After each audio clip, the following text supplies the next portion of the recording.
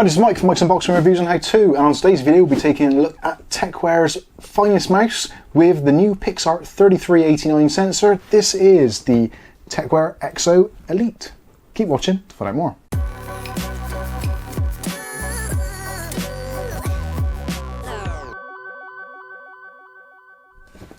Okay, so in today's video we'll be taking a look at Tecware's Exo Elite. This is a high-performance gaming mouse from the good people at Tecware, which has been sent to me free of charge for review purposes, so obviously do take that into consideration.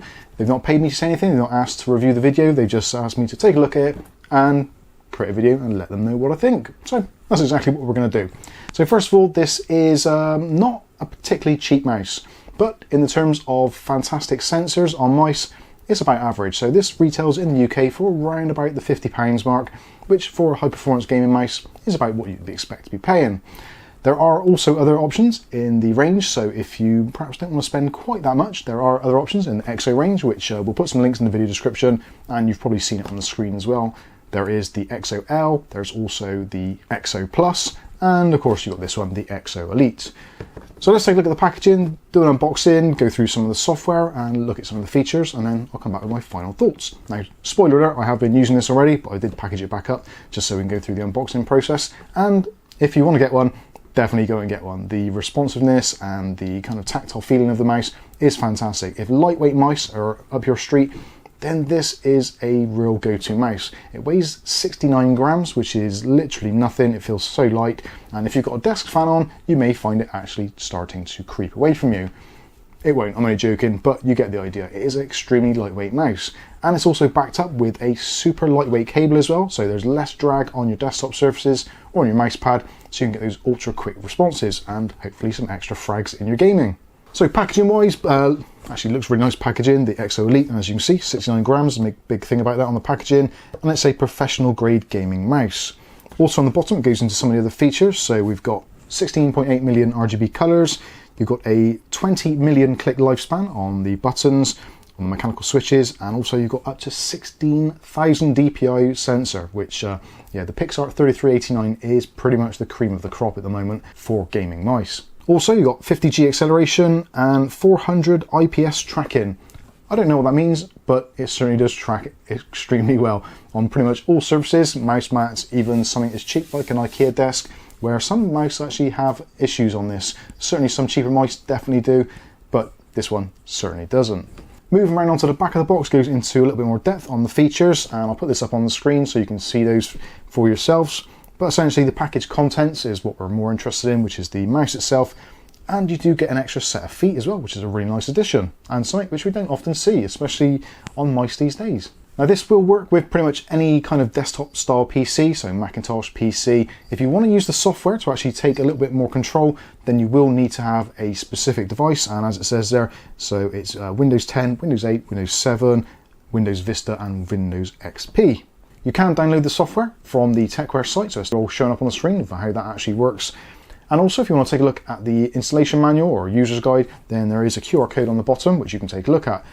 Nice to see that they're actually in the packaging, there isn't an installation manual, so they're cutting down on some of the wastage that generally you can quite easily go and look at a PDF for. So with all that out of the way, let's take a look and see what we actually get. So in the packaging, the mouse comes nicely presented in this nice foam box, and we'll lift that out.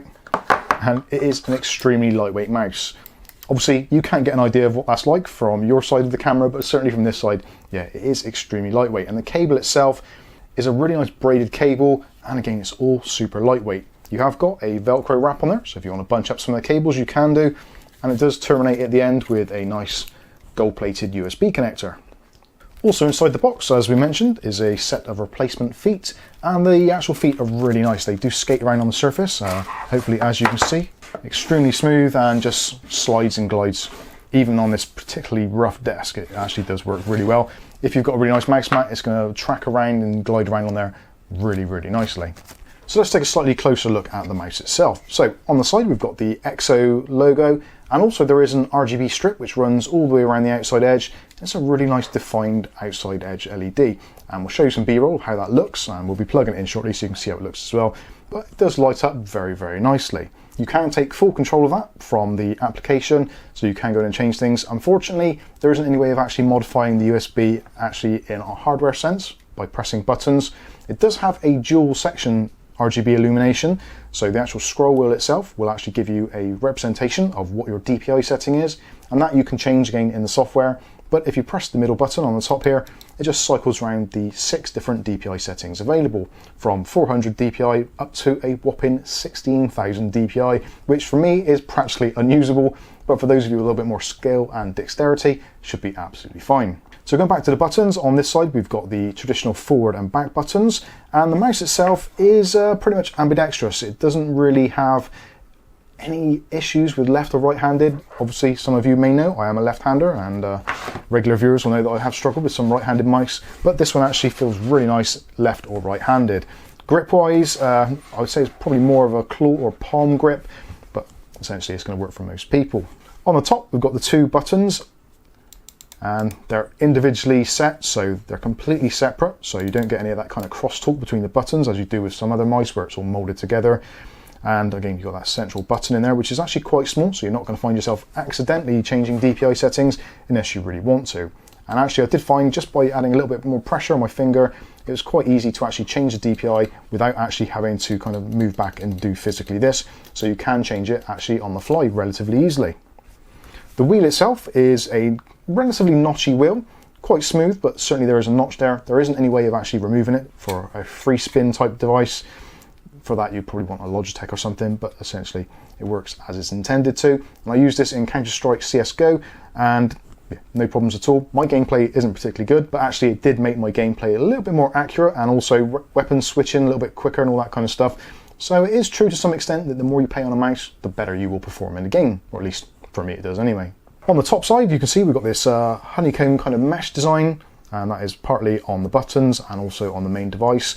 Using this for an extended period of about 2 hours playing games, and yeah, my palms not sweaty at all. And surprisingly, I thought it was going to be quite a fragile mouse because you've got quite a lot of the actual surface area taken away, but it's actually really rigid and yeah, very, very strong. You will find, obviously, if you're one of those people that eats at your desk or drinks at your desk, potentially there is quite a lot of open areas there to actually get things that will pop into the mouse.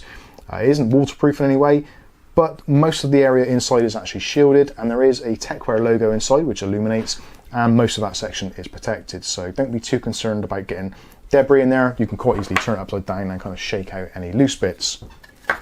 Also on the bottom there is a continuation of this, so again to remove some of the weight and also a design ethic. You've got these cutouts as well, so obviously if anything does fall in then it could fall straight out, so no real issues there. You can see you've got the 4 feet on there, which are replaceable. You do get an extra set in there. And also you've got your lift off as well. So if you want a 2 or 3 mil lift off for sensitivity, you can adjust that with the LOD button. You can also do that in the software as well. And in the center here, we've got the Pixart 3389 sensor, which again is a fantastic sensor and pretty much cream of the crop as things go at the moment, especially in this kind of price point. If you go much, much higher, obviously there are other options, but in the kind of mid to high end, this is pretty much the cream of the crop sensor wise.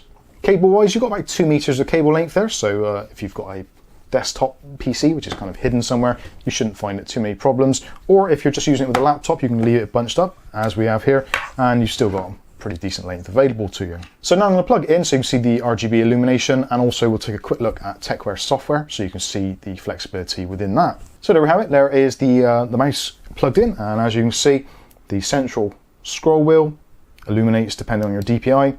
So you've got a green setting, a yellow, a pinky purple, red and white, and then back to blue, green.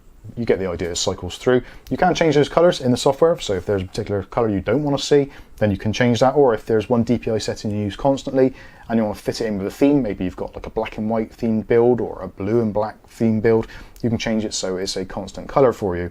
So no issues there with kind of RGB looking mismatched. Again, on the side, you can see the RGB flow around there. I haven't actually been able to count how many RGB LEDs are in there, but it looks like there's probably in the region of about 16 RGBs, so probably about 8 each side.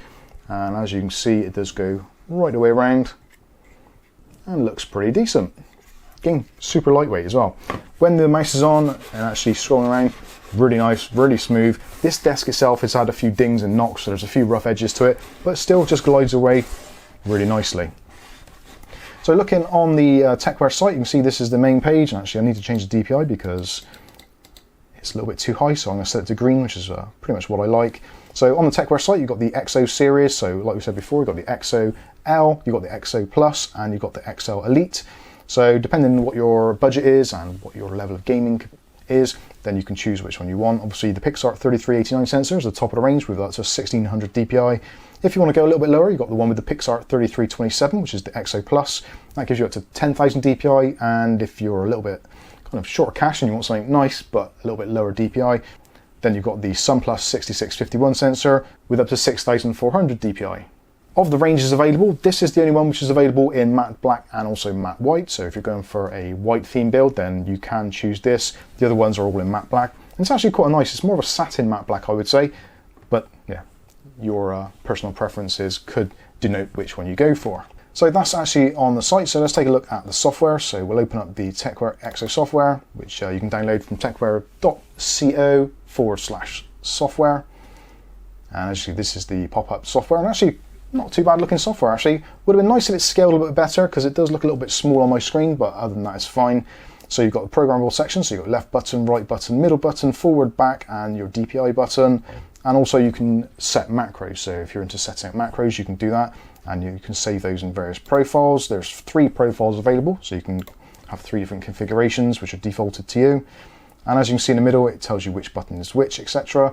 And on the right hand side you've got the DPI settings, so again you can change the colors for the DPI settings, and also you can have individual granular control over those DPIs and set custom DPIs, all that kind of stuff. In the lighting section you've got various options there, so you've got colourful streaming, which is the default setting, and you can go down through and you've got steady, breathing, let's just go through that. So that's steady, set to red. You can, if you want to, you can change those colours, so double click to choose a different colour. So if you if a kind of movie colour is your thing, then you can set that. Getting tons and tons of options there. There is an entire colour spectrum at the bottom, so if there's a specific colour you want, or if you know the actual RGB colour you need, then you can type that in manually, as you would in things like Photoshop or that kind of things, software programs. Also you can change the brightness as well, so you can reduce that right down, choose a colour, so what shows up quite good on camera, blue shows up okay. And then you can change the brightness to suit. So at 25% is the lowest you can set. It still shows up quite nicely, but not too distracting. I'll put it back onto 100% just so you can see what it's like. So that is with the steady function. You've also got breathing, which is your kind of usual thing, which most people are used to seeing. Again, you can choose a color for that. You've got colorful tell, which basically scrolls around, as you can see. And there's not really anything you can change color-wise there, so that just goes through the color cycles. And also you have neon. Yeah. I wouldn't really call that neon, I would just call that some kind of color sync, but anyway. Then you've got colorful steady, so this just goes through various colors which you can set up. So there's 7 colors, you can choose individual colors. So if there's a particular brand or something that you like, you can choose those. Then you've got the flicker, so you can change between 2 colors there. Then you've got the starry twinkle, which to most of you this is probably not going to be the most exciting thing you've seen today, but there are the options there. You've also got the wave effect, which again is very, very similar, just goes through the colors. And for those of you that are purists, you have got the option for LED off, so that turns the lighting off. You still have the DPI setting LED on, so that is still lit up. There's not really a great deal you can do about that, so yeah, it is what it is. Essentially, that is the lighting options, so I'm going to put it back into colourful streaming. In the mouse parameters, you've got mouse sensitivity, scroll speed, double click speed, and lift-off distance. So you can change that between 2 and 3 millimeters, depending on what your lift-off distance preferences are. Also, you've got polling rate for USB, so you've got 125 Hertz. You've also got 250, 500, and 1000 Hertz. So 1000 Hertz probably most suitable for a lot of people, I think. And you've got debounce time. No idea what debounce is. If anyone knows, please let me know in the comment section. It says, warning, this is an advanced user feature. Please see README before editing the value. So I'll leave that exactly as it is. But again, if you know what debounce time is, let us know in the comment section. I'll be very interested to know. So that is it pretty much for the software. The mouse itself, very, very responsive. And actually did take me a little bit of getting used to, and it still is a lot more sensitive than my previous mouse. So yeah, it is very accurate, I would say. Although that's going to depend mostly on your hands. So again, you can choose your profiles. I think it was the purple was set as the highest one, which is absolutely insane. It just goes all over the place. The red one is the lowest one, so for sniping, that kind of thing, that is very nice. Yeah, so the white or possibly the blue is probably where I'll probably end up staying. Maybe the green. I still need to do a little bit more playing around with it to see what suits my particular style and gameplay. And obviously for different games, then you have different kinds of characteristics. So for possibly a flight simulator or something like that, then you'd maybe want to use the lowest one, so it's those very minimal movements. Maybe for gaming, then a higher one, so you can do flick shots and all that kind of stuff.